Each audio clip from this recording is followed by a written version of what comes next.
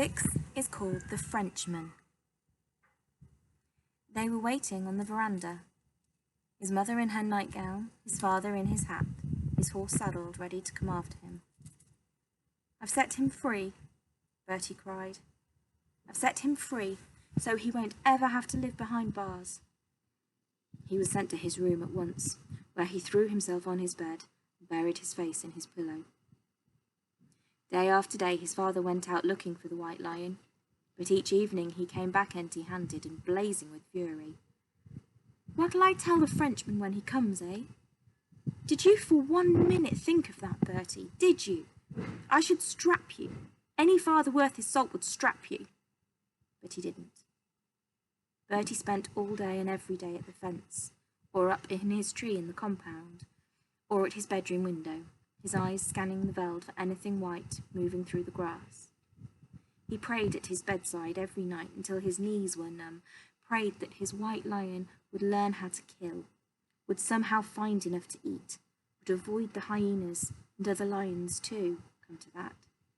Above all, he prayed he would not come back, at least not until the Frenchman from the circus had come and gone. The day the Frenchman came, it rained. The first rain for months, it seemed.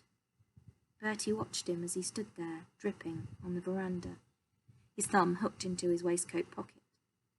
As Bertie's father broke the news that there was no White Lion to collect, that he had escaped, that was the moment when Bertie's mother put her hand to her throat, cried, and pointed. The White Lion was wandering through the open compound gate, yowling pitifully. Bertie ran to him and fell on his knees and held him. The lion was soaked to the skin and trembling. He was panting with hunger and so thin that you could see his ribcage. They all helped to rub him down and then looked on as he ate ravenously. There's a picture of the lion coming home.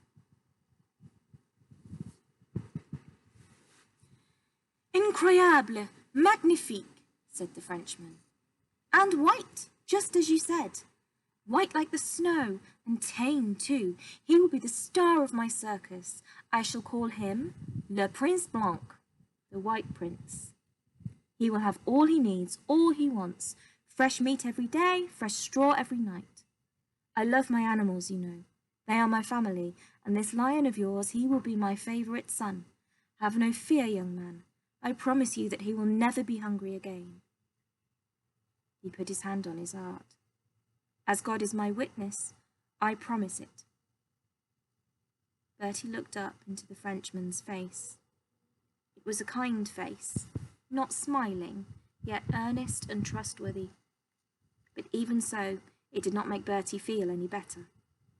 "There, you see," said Bertie's mother. "He'll be happy, and that's all that matters, Bertie, isn't it?" Bertie knew that there was no point in begging. He knew now that the lion could never survive on his own in the wild, and that he would have to go with the Frenchman. There was nothing else for it. That night they lay in the dark together, side by side. Bertie made him a last promise. "I will find you," he whispered. "Always remember that I will find you. I promise I will." The next morning the Frenchman shook hands with Bertie on the veranda and said goodbye. "He'll be fine, don't you worry. And one day you must come to France and see my circus, Le Cirque Melot.